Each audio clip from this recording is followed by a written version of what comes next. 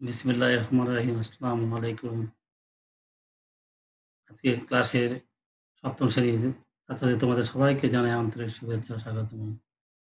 আশা করছি তোমরা সবাই ভালো আছো। আর মনোযোগ দিয়ে নিয়মিত পড়াশোনা করছো। তাই না? তোমার স্বাস্থ্যবিধি মেনে চলছো তো?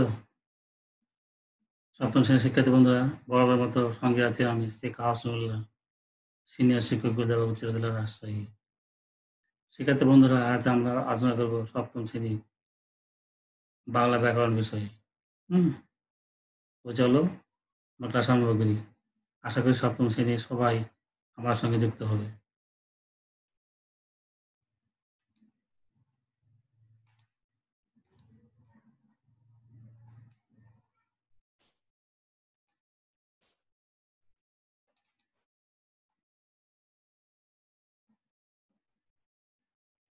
সবাইকে আন্তরিক শুভেচ্ছা ও স্বাগতম জানিয়ে আজকে ক্লাস শুরু করছি।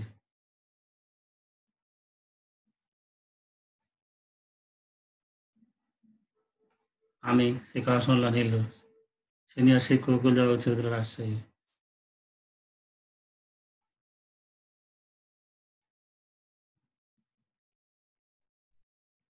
আজকে প্রথমেই বলেছি যে আমরা ৭ম শ্রেণী বাংলা ব্যাকরণ নিয়ে আলোচনা করব। তোমরা সব প্রস্তুত তো? আচ্ছা, ঠিক আছে। ছবিটা লক্ষ্য করো। কি দেখতে পাচ্ছ? এটা গাছ, তাই না? গাছ থেকে কি হচ্ছে? পাতা পড়ছে, তাই না? গাছে কি ঝুলছে? এটা দোলনা। তোমরা কি বুঝতে পারছো যে আজকে আমি কি পড়াতে যাচ্ছি? তোমরা ঠিক ধরেছো। আজকে আমি পড়াবো ব্যাকরণের অংশ। কারক ও কারকের প্রকারভেদ। কারক কাকে বলে, কারক কত প্রকার এবং কি কি? তুমি খাতা কলম বের করো এবং আজকে পাঠের শিরোনামটা সুন্দর করে লিখে নেবে।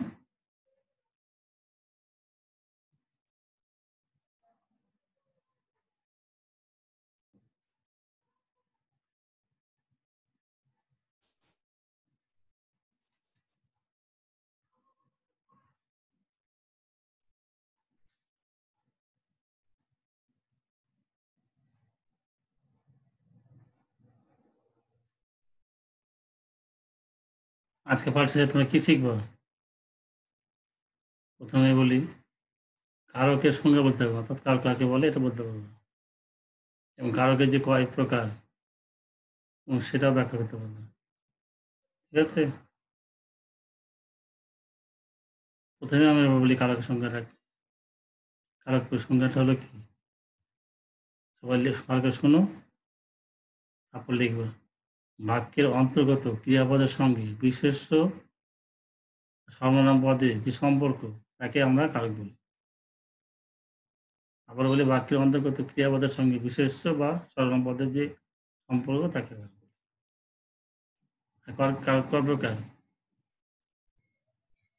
৬ প্রকার, তাই না? লিখে নাও। ১ নম্বর কর্তৃকারক, ২ নম্বর কর্মকারক, ৩ নম্বর করণকারক, ৪ নম্বর সম্পাদন কারক, ৫ হলো অপাদান কারক এবং সর্বশেষ ৬ নম্বর হলো অধিকরণ। আশা করছি তোমাদের সবার লেখা হয়েছে, তাই না?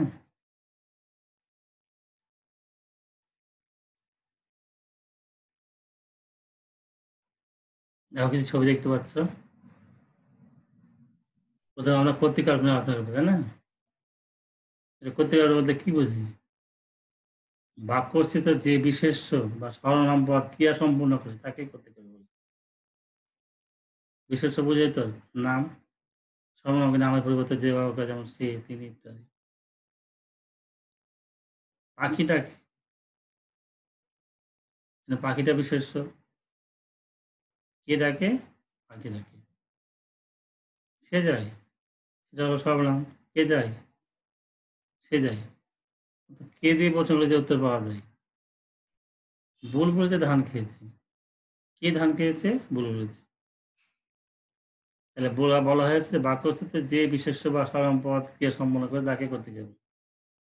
অর্থাৎ কে দিয়ে প্রশ্ন করে যে উত্তর পাওয়া যায় সেটা হলো কর্তৃকারক। ঠিক আছে?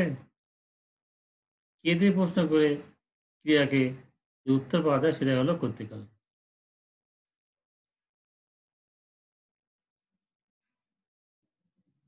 এই ছবি দেখো, ঘোড়ার গাড়ি যাচ্ছে, একজন শিশু পড়ছে। এখানে বলা হয়েছে যাকে আশ্রয় করে কর্তা ক্রিয়া সম্পন্ন করে তাকে কর্মকারক বলা হয়। যেমন ঘোড়া গাড়ি টানে, ঘোড়া কি টানে? গাড়ি টানে। শাহেদ বই পড়ে, শাহেদ কি করে? শাহেদ কি পড়ে? শাহেদ বই পড়ে। অর্থাৎ কি দিয়ে ক্রিয়াকে প্রশ্ন করে যে উত্তর পাওয়া যায় সেটাই হলো কর্মকারক। যেমন ঘোড়া গাড়ি টানে, গাড়িটা হলো কর্মকারক। শাহেদ বই পড়ে, বইটা হলো কর্মকারক। বুঝা গেছে কর্মকারক?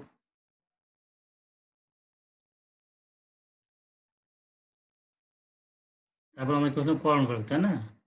কর্তা যাহার সাহায্যে ক্রিয়া সম্পাদন করে তাকে করণকারক বলা হয়। একে কি বলা হয়? করণকারক বলা হয়, তাই না? যেমন ছেলেরা বল খেলে। ছেলেরা বল খেলে। কিসের দ্বারা খেলে ছেলেরা? বল দ্বারা, তাই না? এই বলটাই হলো করণকারক। বলের সাথে খেলা হবে না, তাই না?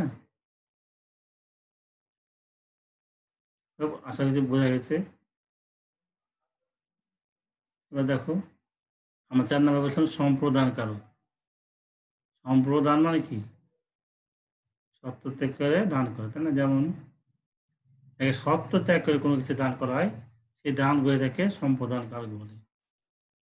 আমরা চিত্রে কি দেখতে পাচ্ছি? কিছু ভিক্ষুকের ছবি দেখতে পাচ্ছি, তাই না? যেমন ভিক্ষুককে ভিক্ষা দাও। যারা দরিদ্র অসহায় তাদেরকে আমরা ভিক্ষা দিই, তাই না? তার বিনিময়ে আমরা কিছু আশা করি না। তাকে আমরা দিই, সত্য ত্যাগ করি। নিঃস্বার্থভাবে তাদেরকে দান করি। এই নিঃস্বার্থভাবে দান করাটাকে বলা হয় করণকারক। কি বলি? সম্প্রদান কারক। ভিক্ষুককে ভিক্ষা দাও। এই ভিক্ষুকটা হলো সম্প্রদান কারক।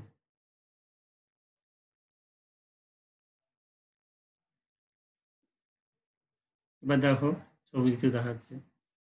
গাছ থেকে পাতা পড়ছে, মেঘ থেকে বৃষ্টি পড়ছে, মুক্তার ভিতরে ঝিনুক দেখা যাচ্ছে, তাই না? এখন বলা হচ্ছে যা থেকে কোনো কিছু বিচ্যুত, পতিত বা গৃহীত হয় তাকে উপাদান কারক বলে। এমনকি বৃক্ষ হতে পাতা ঝরে, পতিত হয়। মেঘ হতে বৃষ্টি হয়, তাই না? মেঘে বৃষ্টি হয় মানে মেঘ হতে বৃষ্টি হয়। মেঘের মধ্যে তো আর বৃষ্টি হয় না। বৃষ্টি দেওয়া মেঘ থেকে হয়। ঝিনুক থেকে মুক্তাবলী। কি থেকে মুক্তাবলী? ঝিনুক থেকে। এই যে হইতে থেকে চেয়ে দিয়ে প্রশ্ন করে উত্তর পেলে সেটাকে আমরা বলবো অপাদান কারক। বুঝা গেছে? অবশ্যই একটা কারক আছে। যে স্থানে, কালে বা বিষয়ে ক্রিয়া সম্পন্ন করে তাকে ক্রিয়ার আধার বলে। অর্থাৎ ক্রিয়া আধারকে অধিকরণ কারক বলে। ক্রিয়াকে কোনো বিষয়ে কোথায়, কখন, হুম? এরকম প্রশ্ন করা হলে উত্তর পাওয়া গেলে সেটা হবে অধিকরণ কারক। যেমন এখানে বলছে বনে বাঘ থাকে। কোথায় বাঘ থাকে? উত্তর পাওয়া যাচ্ছে বনে বাঘ থাকে। এটা হলো অধিকরণ কারক, বনে। বসন্ত বসন্তে কোকিল ডাকে। কোন সময় কোকিল ডাকে? বসন্তকালে, তাই না? বা বসন্তে। এই বসন্তে হলো অধিকরণ কারক। তিনি ব্যাকরণে পণ্ডিত। তিনি কোন বিষয়ে? কোন বিষয়ে পণ্ডিত? ব্যাকরণ। তাহলে এই বিষয়টা হলো ব্যাকরণ। এই ব্যাকরণটাই হলো অধিকরণ কারক। বুঝা গেছে?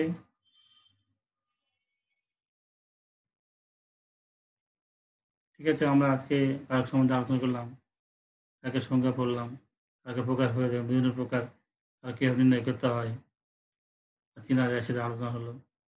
আশা করি তোমরা বুঝেছো। তাহলে তোমরা একটু কাজ করো এককভাবে। যেমন কারক কাকে বলে? বলো দেখি। আমি তো বললাম। আচ্ছা আরেকবার তোমরা রিভিশন মনে করে নাও। যে বাক্যের অন্তর্গত ক্রিয়াপদের সাথে বিশেষ্য বা সর্বনাম পদের যে সম্পর্ক তাকে কারক বলে। বুঝলে? আচ্ছা। ২ নম্বর হলো বাক্যচিত্র ক্রিয়াপদের বিশেষ্য বা সর্বনাম পদের সম্পর্কের ভিত্তিতে কারক কয় প্রকার? কারক ৬ প্রকার। কর্তৃকারক, কর্মকারক, বরণকারক, সম্পাদনকারক, অপদানকারক এবং অধিকরণকারক। লিখেছো? ঠিক আছে। একটা একক কাজ করো দেখি। যে তার চোখ দিয়ে পানি পড়ছে। এই চোখ দিয়ে কোন কারক? কি বলতে পারবা?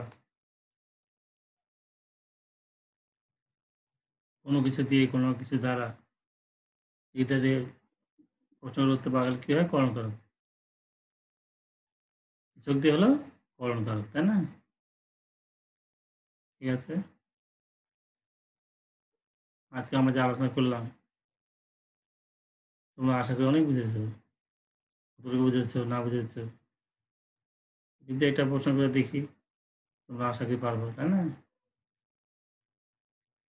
কারক নির্ণয় করার সহজ পদ্ধতি বা উপায় কোনটি? বা কি? কারক নির্ণয় করার সহজ উপায়টা কি?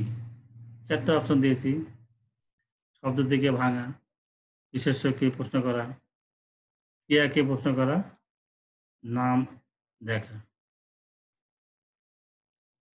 তোমরা যদি না পারো তাহলে আমার উত্তরের সঙ্গে মিলিয়ে নাও।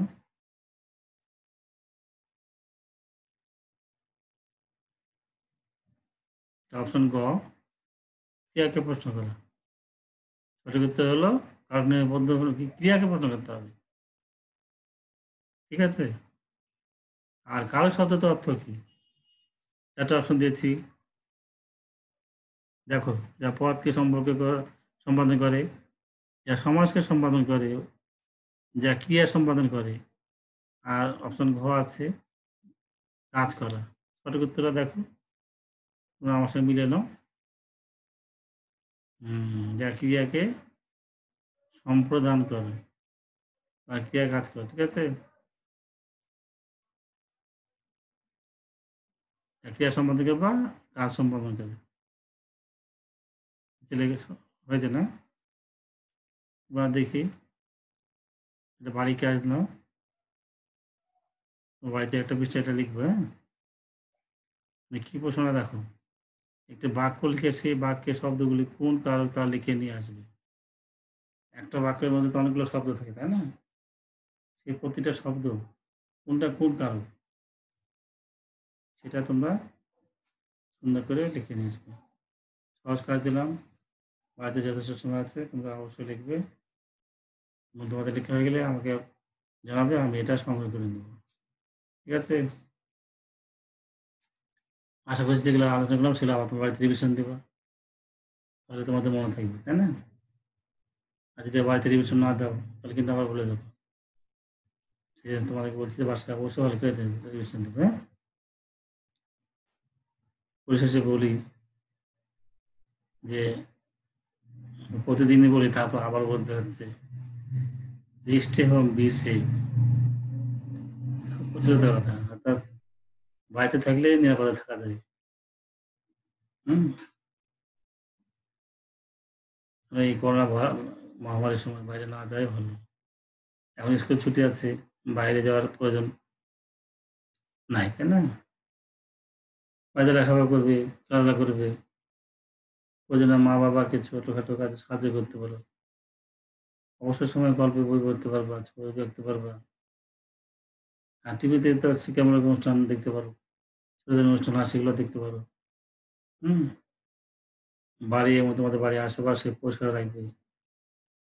নিজেরা পরিষ্কার-পরিচ্ছন্ন জীবাণুমুক্ত থাকবে। সবসময় পরিষ্কার-পরিচ্ছন্ন থাকার চেষ্টা করবে। ঠান্ডা জাতীয় খাবার, বাসি খাবার, ফ্রিজের খাবার এড়িয়ে চলবে। ভালো থাকবে, সুস্থ থাকবে।